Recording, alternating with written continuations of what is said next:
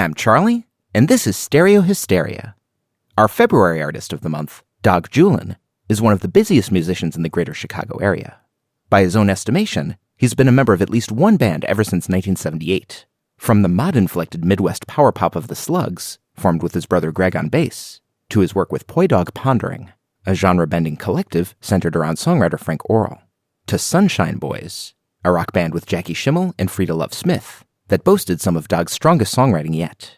Most recently, he's teamed up with Michael Shannon and our March 2018 Artist of the Month, Jason Narducci, on a series of tours celebrating classic REM albums, the latest of which is scheduled to travel all across America this February and March, and to hit the UK in September. Dag was gracious enough to take time out from his extremely busy schedule to answer some of Stereo Hysteria's questions, and we'll be hearing our conversation over the next hour, along with music from throughout his career. So let's begin with the lead-off track from Sunshine Boys' 2018 debut album, Blue Music, called Questions. Not used to writing a letter by hand these days. The words tumbled out and collided in curious ways. Digging deep as he was able in ways he could barely understand. He signed it and sealed it and sent it with a shaky hand, hoping his note was in flight. He lay twisting in the infinite night, kept awake by the questions, more and more questions. She tore open the letter and pulled each paragraph apart. She said, my Valentine loves me by the scruff of his scuffed up heart. She thought, ooh, I love him too, but she knew that it might never be. How did someone so lost ever find their way to me?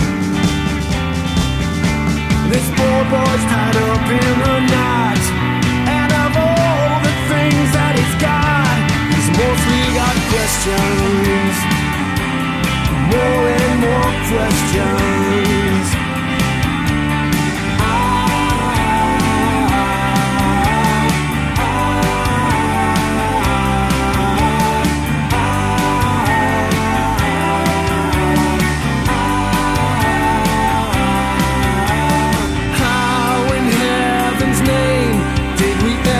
That before. Now how in hell can we expect to do that anymore?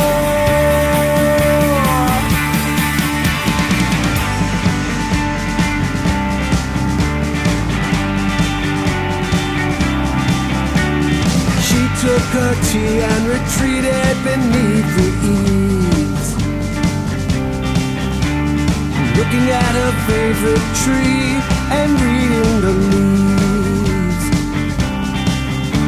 She smoothed out the paper and twisted open her pen, and dove down among the pieces of her broken heart once again. Breathless, she filled up the page, and just like Ryan sleeping out of a cage, came all the questions, more and more questions. Out came the questions, only came questions.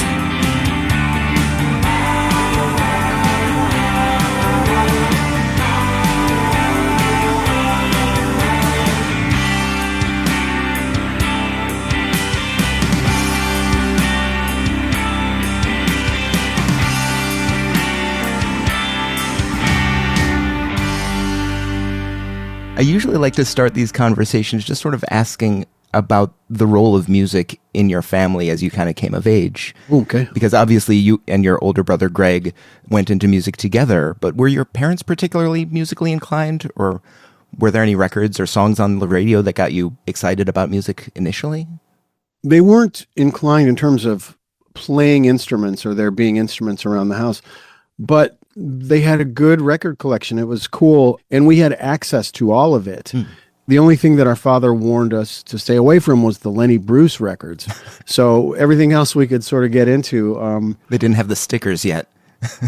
Didn't have the stickers, no. I believe one of them was on red vinyl, though, which was kind of cool. But the earliest records that I liked were Ray Charles' Modern Sounds in Country and Western, which was just an absolute favorite of mine. And then there was Trini Lopez, more from PJ's live records that he did, and Roger Miller, the best of Roger Miller, and the Smothers Brothers, the two sides of the Smothers Brothers. Those were early favorites. Certainly when my brother and I joined forces, there had to have been some ancient recollection of the Smothers Brothers, these two, a guitar and a bass, and they're goofing off with each other and singing funny songs and stuff. So I think that was very formative for us, and we certainly had plenty of moments of shtick, the two of us on stage playing and goofing around and things like that.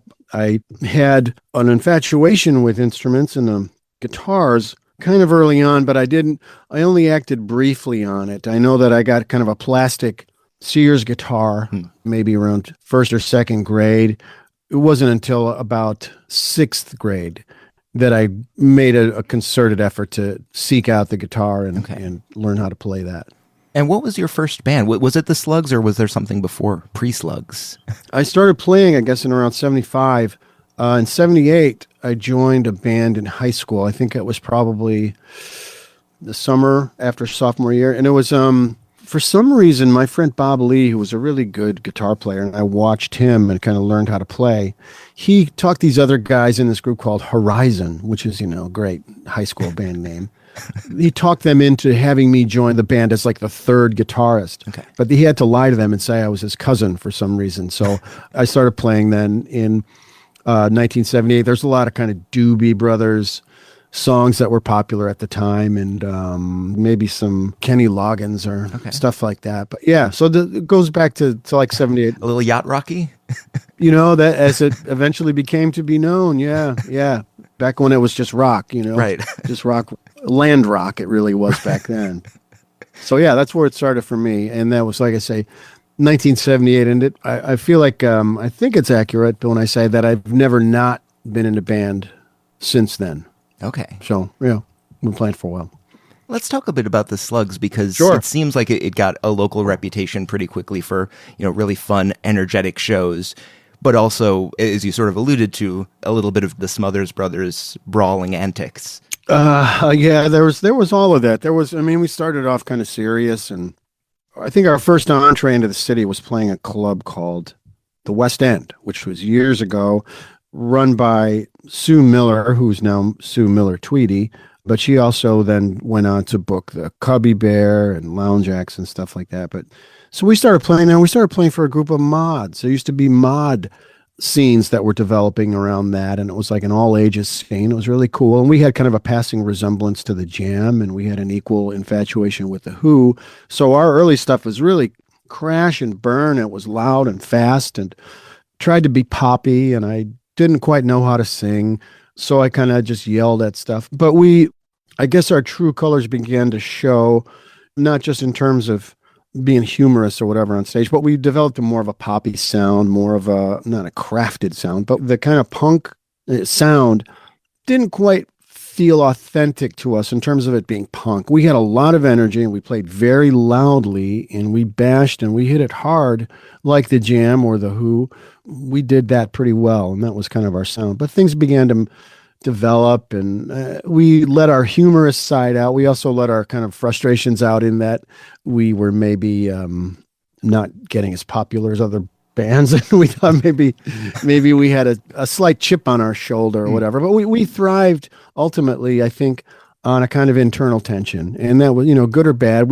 We had it, and there's an element, a layer of that when there are two brothers in the band, no matter what, and not that we fought on purpose or anything like that. It's just, just one of these things. It was just a wild youth kind of a feeling for us, and that's how it is, and that's how our kind of energy and our, despair manifested itself. We were young and desperate, and sometimes we took it out on each other. And we, then the sort of the replacements made things safe for drinking bands, and we were certainly a drinking band, and that found its way into our presentation quite often, but we weren't just purposely shambolic. We had plenty of bits of evidence of us delivering very fierce, focused rock shows. From the Slugs' sophomore album, 1992's Fort Fun, here's a song called Requiem for a Lightweight. Lined up and training for a view. Lined up like animals 2 by 2. Declare him perfect and justified. But he says you should never have more than you can hide. There is no dent in the big man's armor. There is no blood running in his veins. Just a requiem.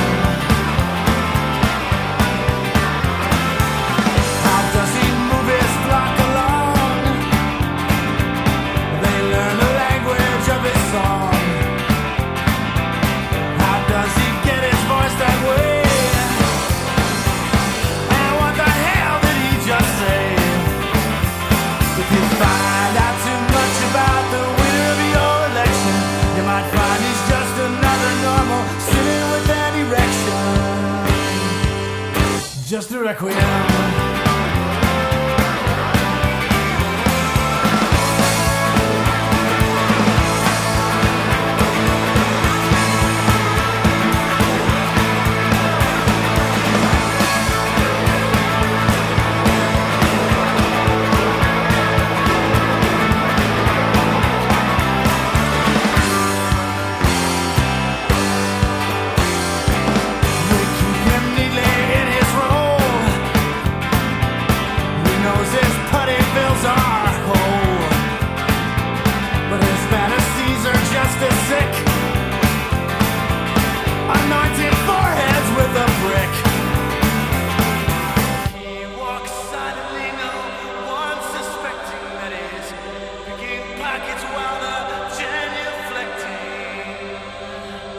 Just a requiem.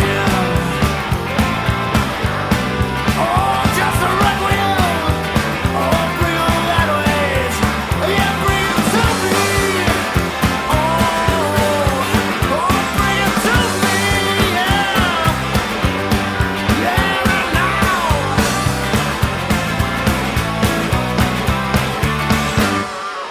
We had a certain group of people that really liked us, and they related to what our songs were about, and they related to our presentation, and we never had any sort of pompous elements about us, and we weren't seeking fame and glory. We were there to provide a good time, a good night at a rock club, and also for us to get a good feeling about what we were doing. And so we had a lot of, and we definitely incorporated lots of one-off kind of gags and themes and concepts, and sometimes written material or recorded material or costumes, or we screwed off quite a bit, but we also, we made some records. I don't think our records reflected any kind of humor, and we were trying to offset. We wanted people to understand that we were spontaneous guys, so we played a lot more shows. We played with a kind of a, there's a circuit you could do up and down Belmont Avenue, and Right. Shuba's and the Beat Kitchen and all these other places, Elbow Room, and we played fairly regularly, so we'd try to mix it up, and sometimes we'd have concepts involved with what we were doing, but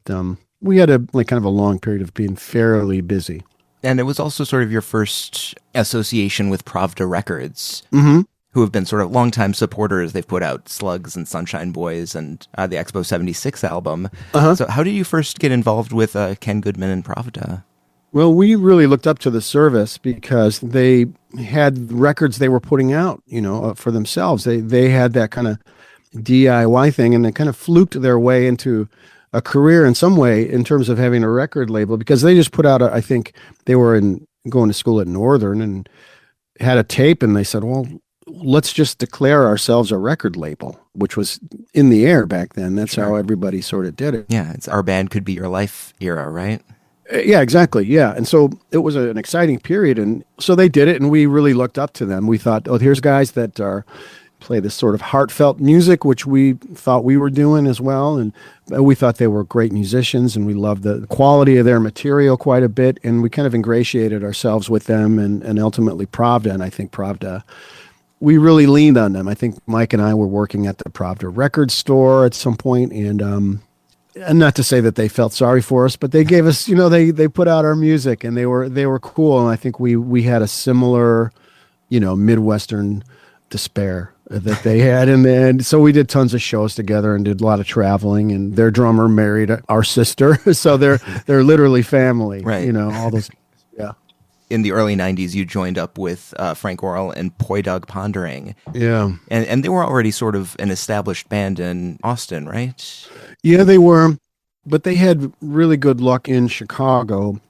WXRT really took a liking to them, Norm Weiner. Yeah. And back then, I think the station was really taking a lot of chances. And if they found an artist they liked, they would really support that artist. And so Poydog became that kind of artist for XRT in Chicago. And so as a result of that relationship, they did a lot of shows up here. They would make a point of playing up here quite a bit. And they were on Sony Records for 2 or 3 albums. And so they were making a lot of trips here and doing very, very well. Frank and Dave Max Crawford moved up here. Frank was, I think there was some tension within the band in Austin. They'd been kicking around for a while. And I just think that they were all maybe at odds with each other. And Frank, being a little bit of I don't know if free spirit is too dismissive, but he follows his guts, he follows his heart. And he met a woman here in Chicago that he fell in love with and moved up to be here with her. And Max Crawford was feeling something similar in terms of restlessness and came up to work with Frank. And he had a good relationship with Lounge Acts and the Metro and found work. And then those two wanted to put not necessarily a new version of Poydog, but they wanted to start playing out and find other musicians and stuff like that. And that's how I fell in with them. I was associated with Lounge Acts pretty heavily as an employee and as a guy who played there and stuff. I had become friends with Max Crawford pretty early on, probably over the phone with Sue Miller. She's like, you guys have to meet each other. And we still, to this day, are good friends, and we play Wordle every day together. And so anyway, so I fell in with them, and their kind of monthly shows at Lounge Acts turned into this sort of evolution of perhaps a new version of Poydog, and I was asked to be a part of that, and that was late 92. Okay. So I've been playing those gigs with them. They were called Frank and Dave shows. They would be once a month at Lounge Acts. It was completely, sometimes a few Poydog songs, sometimes another one-off. Let's just learn something, and let's just make stuff up on stage, and let's take requests. It was all very kind of an environment that I really enjoy. I like those kind of spontaneous moments on stage, and if there's something that's going on that I don't know how to play, I'm happy to try to learn it on stage while it's being performed, So I've always been that kind of guy. I've always had that sensibility, and that formed a bond between us. And when Frank made the decision ultimately to reform Poydog, I think I was one of the first, if not the first one he asked to be part of this new thing. And that, like I say, that was way back there, 92 or something. And there was a brief period where I wasn't in the band. They had a different lineup, but I've been, involved with him and Max and Susan and, all these other folks for a while now, for a long time. And that's been fun. There's a lot of huge shows and, huge popularity in Chicago. And I loved playing new music, and I loved playing with these really top flight musicians, and kind of wanted to develop and become a better player and become a legit musician, and learn as much as possible and develop my playing as much as possible. And it was very formative, or it raised my game. It had to. Yeah. So I've loved it, and it helped raise my profile, to some extent, like, oh, this guy's in Poydog, I'm not going to deny that it opened the occasional door. It gave me some sort of, whatever, not status, but it's a notable band. People have actually heard of it. And so something they've heard on the radio. So yeah, that was kind of cool. From 1997's Liquid White Light, an excellent 2-disc live album, capturing a residency at the Vic Theater in late 1996. Here's Poydog Pondering with Sandra at the Beach. I see Sandra at the beach. She's in her blue swimsuit, and her breasts are lifted high by the tight sealskin knit. I know, 'cause I usually pull more towards her navel. She is moving out into the waves with long sinking steps, pushing into the sand and the surf. it beats her chest. Well, Sandra's with another woman of 35 who's much more reserved, standing just out of reach of the waves, licking up her feet. She's watching Sandra's every move.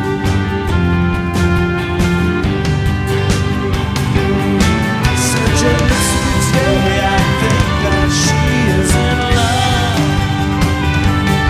Sandra looks at me today, I think that she is in love.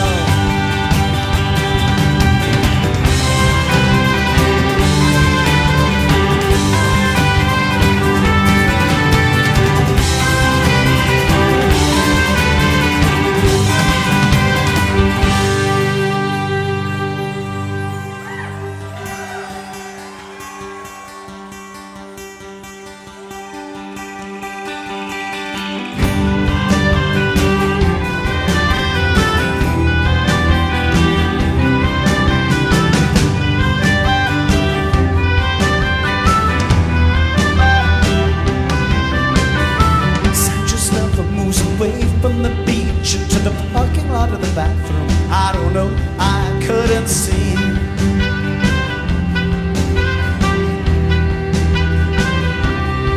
But alone on the beach with all those faceless people, Sandra loses her strength somehow. Alone on the beach, her strength is lost.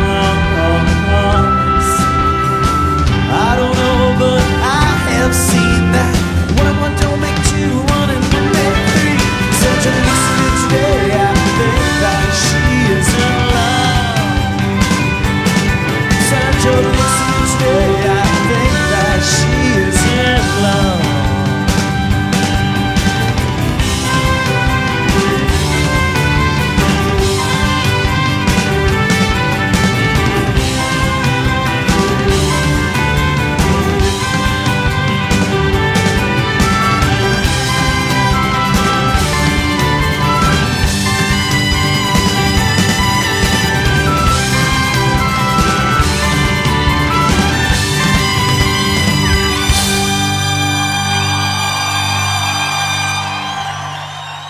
I mentioned Pravda putting out a bunch of stuff. They put out your solo album back in 2005, Into the Woods. And I wanted to ask about that because I had to listen. It's a really great collection of songs, definitely more acoustic and folky than something like the Slugs. But, the songs are just really well crafted. They're great chord sequences, thoughtful lyrics. Were those sort of songs that you had accumulated for other projects, or were you making like a conscious debut as a solo artist? Well, thank you for that, by the way. I don't know if I've ever really talked about that album too much. It was, I think that there was a desire to make a kind of an atmospheric acoustic record, and there was stuff that I had developed a kind of a solo artist side of me, in addition to being in other bands. I enjoyed it, and I had played a lot of shows at Shuba's, a series that was called Hoot Night, which was this really wonderful concept of pitting two famous artists together, or a concept like Colors, or, the Galaxy, and all these invited artists would play one or two songs based on this theme, and a lot of collaborations and stuff. Well, I felt that I had really kind of honed my chops in terms of being a solo artist and delivering a song just with guitar. And I felt that was one of the best learning experiences I'd ever had. And I felt the desire to kind of develop that presentation. Into the Woods, I think, it refers to being a solo pursuit, I guess, being off in the woods by yourself. And also it was around the time that I moved, my family and we moved to Woodstock. So there's a reference to that, I suppose, in there in some way. But I was invited to go on a tour with John Wesley Harding, a.k.a. Wesley Stace, a friend of mine. Friend of the podcast, yeah. Friend of the podcast. Well, he's a great friend of mine and a real inspiration for me. But he invited me to go on tour with he and Scott McCoy from Young Fresh Fellows and REM and Baseball Project. And so we were touring together as John Wesley Harding's all-male threesome. And I needed to have something with me just to prove that I was a legitimate artist, and also, have a little something for the merch booth. Yeah. So I seem to recall that one of the driving forces of completing Into the Woods was getting it so it would be available for that tour, which was, I don't know when that was, 2007 or 2005 or whenever. I'm not exactly sure when it was. But yeah, so it was also a matter of me like trying to call my own bluff.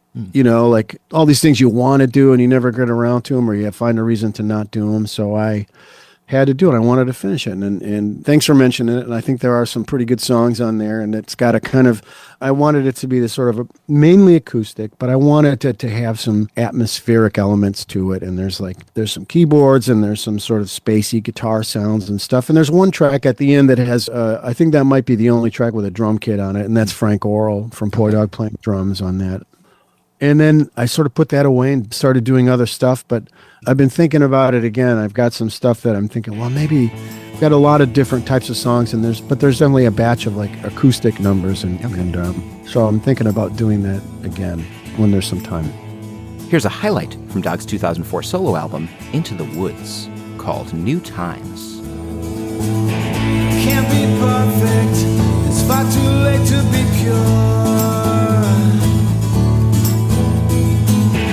Not infirm, but I feel the need for a cure.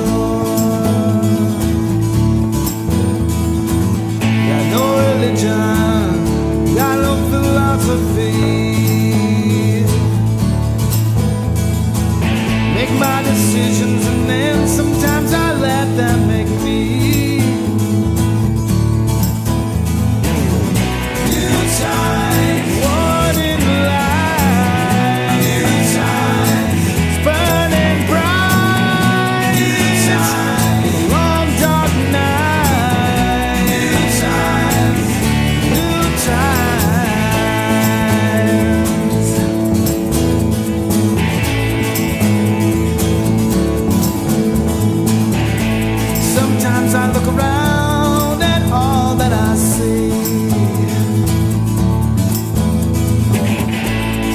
So much more than I thought it would be. Sometimes I look at everything I've got, and all I can see is all that it's not. New times, one in life. New times. Burning bright, new time, a long dark night, new time, new time.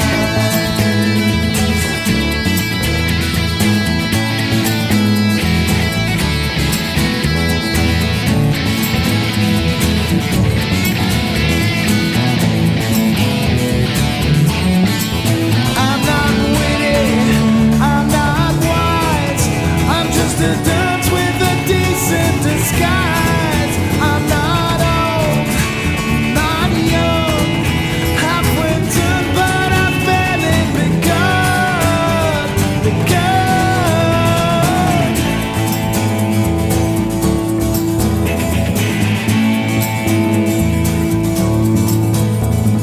Profile of a promise arcs skyward, then falls to the ground. Love turns to vapor, lost as soon as it sounds. So I keep on working, what else can I do? Hope my deaf, dumb and blind faith will pull me on through. New times, one in life. New times, burning bright.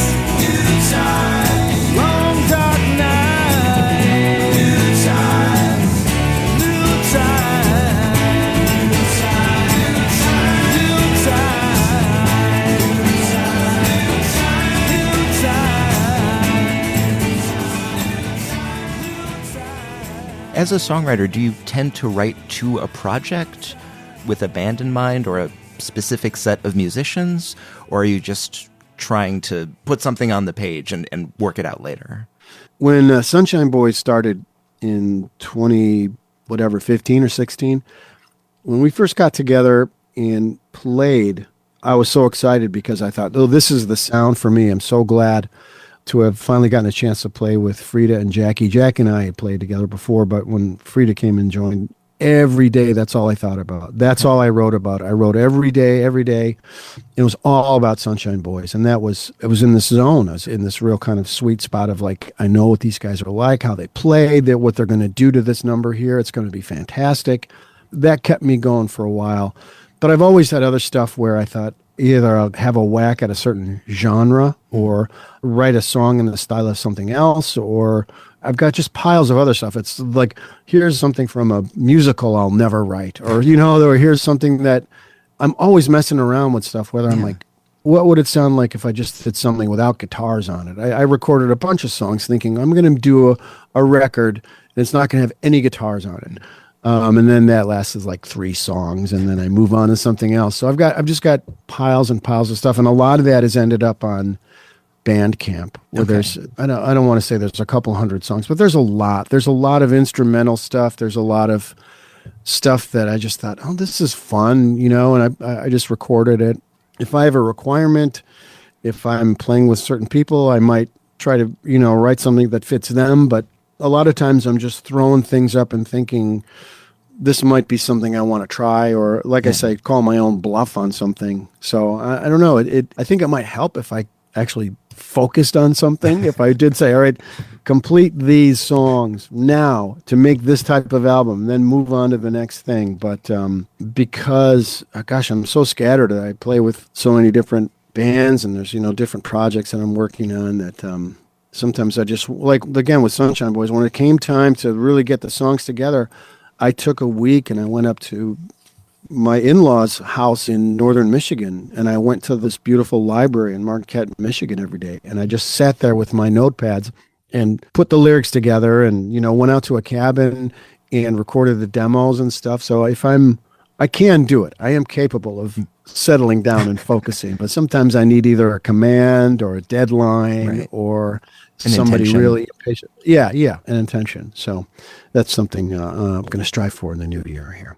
You mentioned your Bandcamp page, and one of the things that I found on that page was this group, the Greenwoods. I had never heard of them. Oh, yeah. But it's sort of a reunion with Greg, and the album that's on there is really great. Thank you. Yeah, there's really solid songs, good performances. Oh, thanks. Now, that goes back to, I think, around 2005. The Slugs had kind of simmered away, and they were not a concern anymore for a variety of reasons. But Greg and I always had an affinity for how we sounded when we played together. I got to a point, and that was another kind of period of really strong writing for me. I had a friend called Paul Tomasic who was a singer in some bands around town. He played in bands that were a little kind of slightly more glammy metal than and that's maybe a callous overstatement or a misguided representation of what he did, but it was not exactly what we were doing, but we had a great personal relationships, and I liked him quite a bit. And he was in a band with a guy called Jim Bashaw, a drummer who was in some local bands that did some label stuff and LA stuff. Mind Bomb was one of them, Daisy Chain, and they did stuff. Again, it was like Enough's Enough, but it had that sound, a kind of a sheen to it, but it was super melodic, but it had a crunchy modern kind of sound, and they had big beautiful hair and bright costumes and things like that when we were a little more scruffy. But I thought, well, here's Greg and I on bass, and here's Jim, who's a great drummer, and here's Paul as a vocalist. Like, what if we put something together? And that was a thing that I enjoyed, because I another example of when I just wrote my ass off specifically for this combo. And I really thought, I went out and bought a big half stack, a giant 100-watt head and all this gear, and I was standing behind the biggest amps I'd ever had in my life. And I was like, this band, if we get it together, if we can pull this off, we'll be playing Alpine Valley 2 summers from now. Mark my words. We're going to be this big, and I always wanted to have that position. I never wanted to be a singer. I always wanted to be in that Pete Townsend role of being the guy that wrote the songs and then not guiding the band, but sort of driving the band creatively, And Greg loves playing bass, and he loves playing bass. When we're together, it's a good sound, and it's always, we grew up playing together, so it was a natural that we would play together. And it took me away from being at the front, which I think was maybe good psychologically. And Jim Bashaw, a great drummer, just a fantastic drummer, sweetheart of a guy who could sing backup vocals. And Paul on vocals, he's a fine singer, but it wasn't a great match for the material that I was writing. It wasn't a great match, and we all knew that it wasn't working. And so he politely sort of pulled out of it. And, there's no hard feelings. We're still friends and stuff like that. But that put me back in the singer role. That made it another trio, and it was good.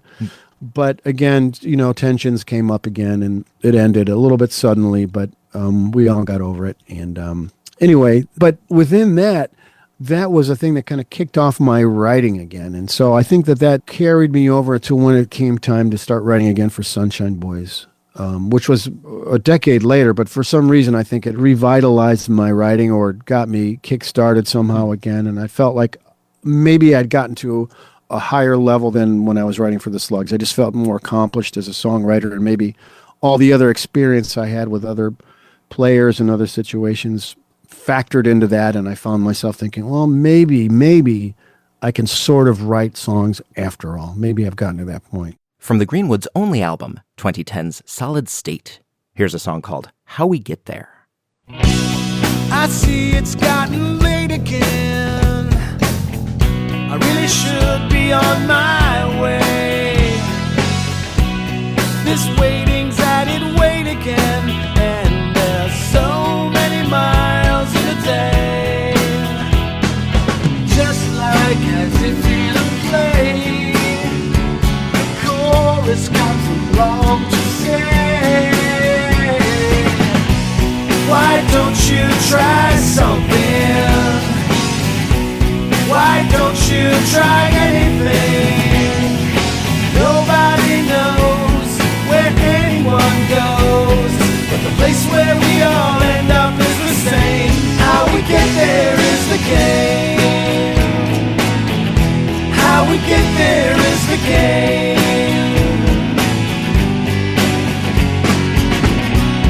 It's been such a long, long time trying to know the unknown. Can't seem to learn to make it mine.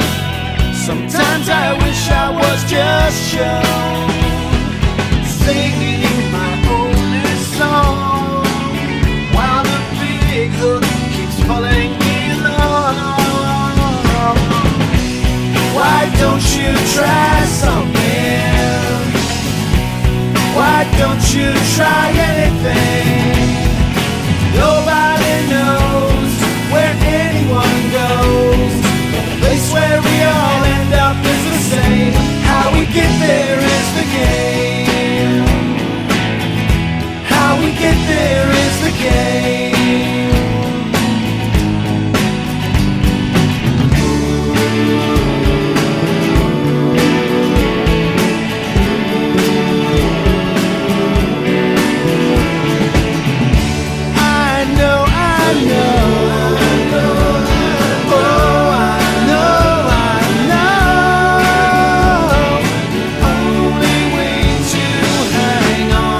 Is to let go.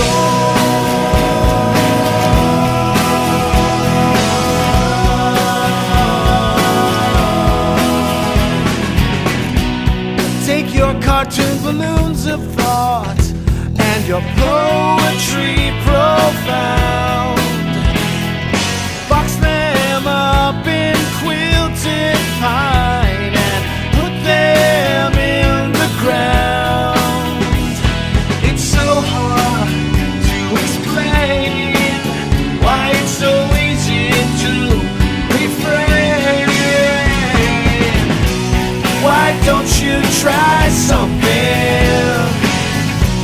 Why don't you try anything? Nobody knows where anyone goes, but the place where we all end up is the same. How we get there is the game. How we get there is the game. How we get there is the game.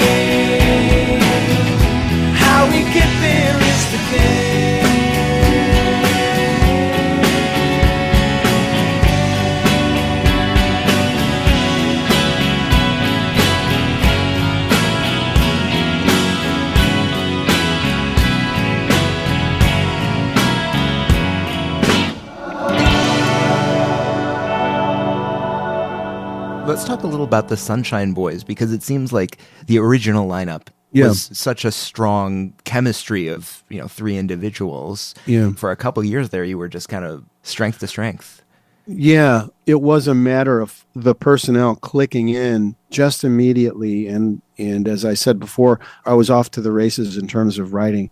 And I had a friend who heard our first album and was a friend of both Jackie and me. And there was a sense that he bought it out of politeness or duty, to honor our friendship. And he said, I knew it was going to be good, but I didn't know it was going to be this great, and it really comes through. I think our feelings for each other, our excitement to be playing together, and our belief in the material.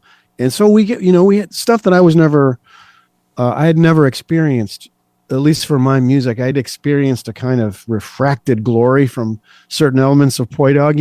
I was really happy to be playing that and, seeing all those sold out crowds, but it somehow didn't feel like it was my doing. I was contributing to it, but I didn't have the feeling of, well, this is because of something that I wrote or whatever. Right. So when it came to Sunshine Boys, I was like, and people are really kind of mentioning the songs and mentioning the strength of our performances. And then I felt like I had kind of arrived, and our first album, Blue Music, got great reviews, and people like the Reader writing about us and talking about being a must-see show and a must-listen-to album. That had never happened before. That had never happened to me, in the Slugs necessarily. We didn't. And Blue Music got named Album of the Decade by Big Stir magazine. The sort of pop label out of California. They called it Album of the Decade, which is astounding me. Ira Robbins from Trouser Press wrote about that one, being really great. And then he said the second one's even better. Yeah. So all this stuff, it was amazing to me. And it almost felt like, God, that's enough. That's really all I've been trying to get out of, society at large for, these dozens of decades. It's like,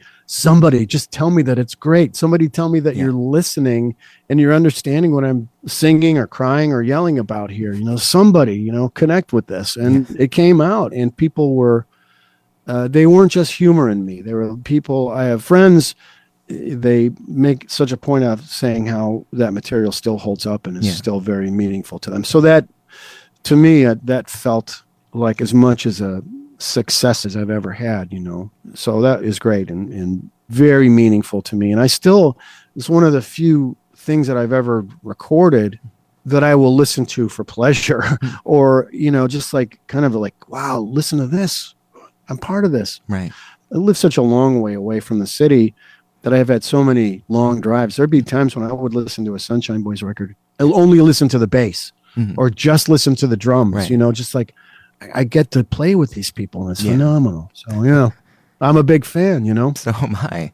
Which is why I was really kind of disappointed a couple years ago when you announced a last show and that Frida was retiring. Yeah. And then like a couple months later, it seems, I'm seeing more gig listings for Sunshine Boys, and you've got the great Gerald Dowd playing drums. What's sort of the status of the group now? The fact that we came back, I think one of the reasons we might have done a little one-off is Pravda had a kind of a Christmas event up at, is it Rattleback? Is that the name of the record store? That sounds familiar. Yeah. They had a little thing, and we thought, let's just do it. Let's have fun with that. And we did that, and without a big announcement. But it was Frida who said, look, you got to keep this thing going. After the dust settled of her retirement and all that, and it's probably around the same time COVID was happening. So there was a funkiness in the air. And she said, these songs are too good. How about this? She said, get Gerald Dowd to play. And Gerald's been a friend of all of ours forever. And he actually filled in when Frida had some back surgery a few years ago. He loved the music, and we all love him, and vice versa. She said, get Gerald on drums. I'll play tambourine and work the merch booth, And I was like, you know what? That's great. It was hard for me to kind of let go of Sunshine Boys as an idea and the momentum I thought I had gained as a writer and stuff. But it also felt like, well, if Frida's retiring, then out of respect for that, I can't just continue on with Sunshine Boys and call it Sunshine Boys, because that meant the three of us. We put it together, and it just wouldn't be the same. I have to honor what we started and not treat it as just some modular thing that anybody could sit in and we could still call it that, But it was her insistence and also our history with Gerald that I thought, well, okay, maybe. I even tried to put something together with Gerald and Jackie and another musician in town. I thought, okay, let's forget all the Sunshine Boys songs. Let's just forget it. I've got another batch of stuff. Let's try this. Maybe there's a new sound out there. And we jammed, I think, once or twice, and I wrote a bunch of stuff, and it just like, it was good, but I didn't know. I didn't have focus on that.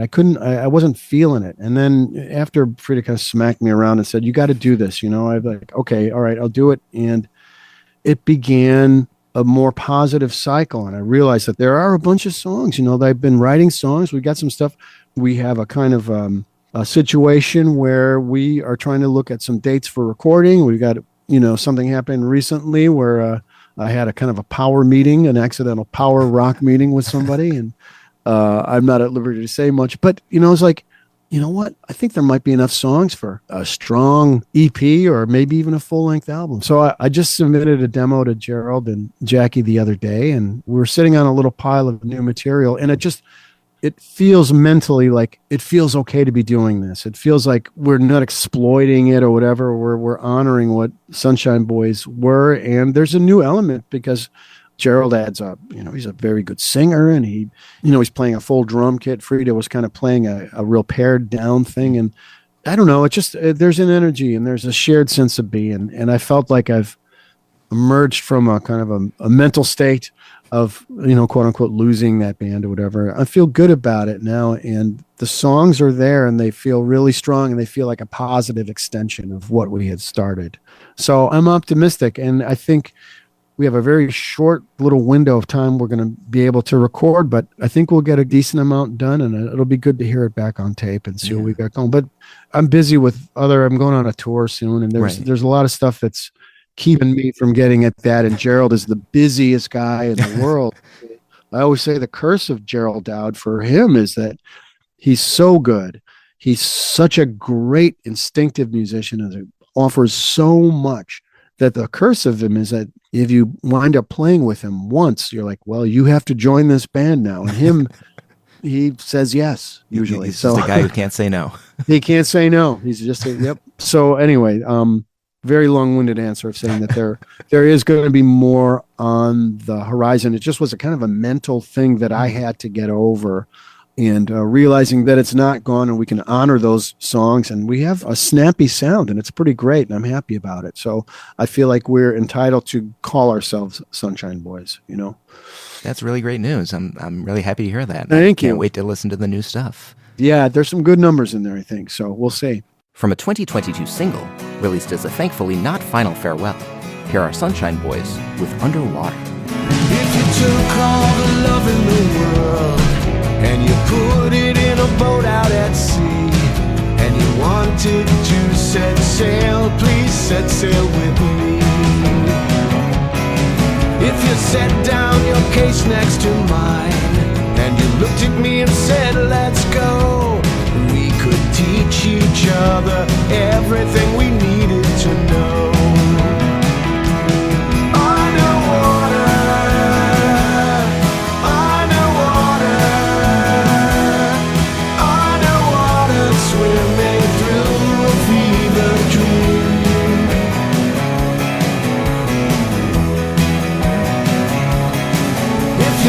And you laughed, but you left when that joke wasn't funny anymore, and you wouldn't come to your window when I stood at your door.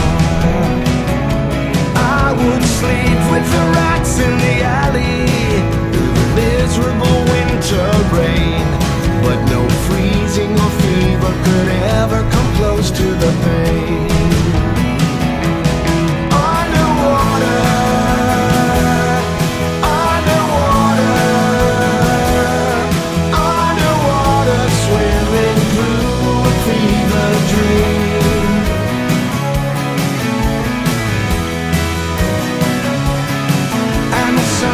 Not reach down too far, but I'm here to remind you that you may drift in darkness, but I will always find you. I will always find you.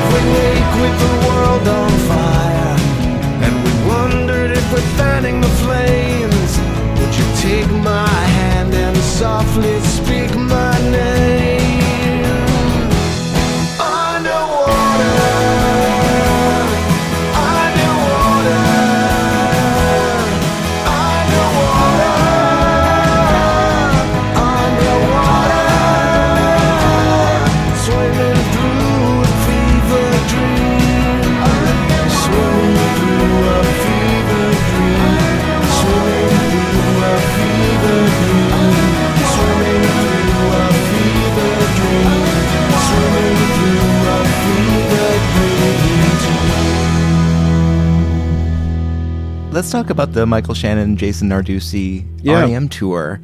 I mean, I'm a huge REM fan. It just seems like such a positive thing in the world. I guess not to put too fine a point on it, 2025, kind of a shitty year in a lot of respects. But like the videos of REM joining you playing Pretty Persuasion, those are like the anti-doom scroll. I bookmarked them, so they're like my emotional support YouTube video when things are too shitty in the world. I'm like, I'll just watch this. They're there if you need them. Yeah, it's good. I've checked in on those every now and then my own self just to realize that there still is electric positivity out there available, you know, and we're heading into like kind of our third tour on this now. Now you're doing Life's Rich Pageant? Life's Rich Pageant, yeah. Nice. We've gone album by album, but that's been a wonderful thing for me personally, having been an REM fan since I first heard them, you know, which was Radio Free Europe, you know, so I've been a fan this whole time. And to meet them, hang out with them, go to their homes, get drunk with them, have dinner with them, rehearse with them at their fabled rehearsal space in Athens. It's all been a crazy dream, this late in life surprise for me that I've just absolutely loved. But it's been so positive. The response from REM fans, I know that people come out to some extent and go, Michael Shannon, really, the actor? Let's see. Folded arms. Let's see what this is all about. What are they going to do to my beloved REM, you know? And the response straight away was just so positive. And it was like, this is its own thing. It's not a tribute act. There's no costumes. There's nothing. Apart from John Worster's frilly shirts. He's very period correct in that. He does pay tribute to that sort of stuff. He's like, this is a bolo tie era stuff. This is a ruffled shirt. I think what he can do is probably have a piece of clothing that speaks to all four members of REM in one outfit. So he's phenomenal in that regard. He's our archivist and statistician, basically, within that group. I, of course, cut my hair like Michael Stipes. No, it's just great that the response from people, from REM fans, has just been over the top, and that has carried us through. And the band up there, you know, it's a legit band. These are lifers. These are people from big bands, you know, and REM fans from way back, all of us. So it comes through. It's a celebration, and we're all celebrating the music that we love. And I, more than once, I've just found myself thinking, this is so great. Imagine how awesome it would be to actually be an REM, you know, to be experiencing this. But it's a labor of love, a lot of hard work. You know, I've been going through the stuff. We've been all texting each other. And even just today, there was a debate about, is it an E minor or a C major seventh? Well, obviously a C major seventh, you know, and I won that argument. But what's the bass doing? Bass, I don't know. It could be at a G, could be at an E, you know, it's an interesting thing. But so I don't know. It's been really fun, and we're heading to Denver in a little over a week or 10 days or something like that. Yeah. And then that starts, and it's a long tour. It's about 5 weeks. Are you sort of planning on going through the full discography, or are you just kind of taking an album at a time? We're taking it album at a time. I mean, you know, the next thing is document, and I'm not sure if it's going to be a van conversation or what. I you know, Michael Shannon is busy, and he is booked, or at least, you know, with my relationship with him for the past couple of years, I realized as soon as he gets off a tour, he's like, yeah, I'm going to Hungary or whatever, to Czechoslovakia to film Nuremberg, or I'm going to Australia to do this. And he just is so booked out in advance, but he's been keeping these, you know, months open for this. He's a great guy and a very inspiring figure. And so we'll see whether it goes to the next album. I don't know. I'm not exactly sure yet, but I would definitely be up for Document. Yeah. That's a big record. So we'll see. And that's just about all the time we have for this week's episode. I'd like to thank Dag again for being so generous with his time and stories. For more information on Dag's many projects, visit his website at dagjuhlin.com or his Bandcamp page at dagjuhlin.bandcamp.com. Be sure to tune in again next week, when our topic will be songs about millions. But before we go, we'll leave you with Sunshine Boys and a track from their second album, 2020's Work and Love, called Right Where You Need It. This is Charlie, signing off. There in your striped t-shirt, your fading favorite one. The wind is weaving through your wavy hair. You're squinting in the Indian summer sun.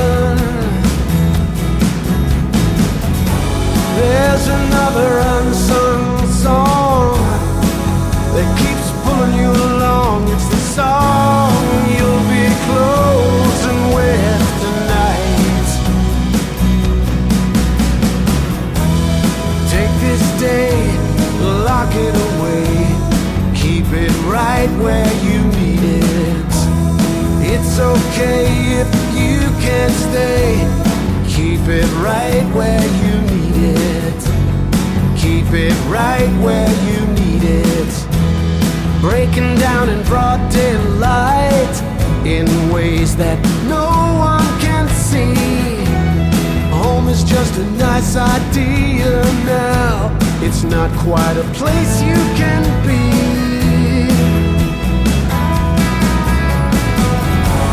Another highway's flying by. You're giving it the old college try, but your whole life is losing you. Take this day, lock it away, keep it right where you need it. It's okay if you can't stay. Keep it right where you need it. Keep it right where you need it. Your eyes are music, smoky blues. Is anyone looking close enough to catch the clues? There's a little talk you need to have with the boys in the band. There hasn't been a change of heart, just a little change in plans. Who needs a wake-up call when you haven't been to sleep at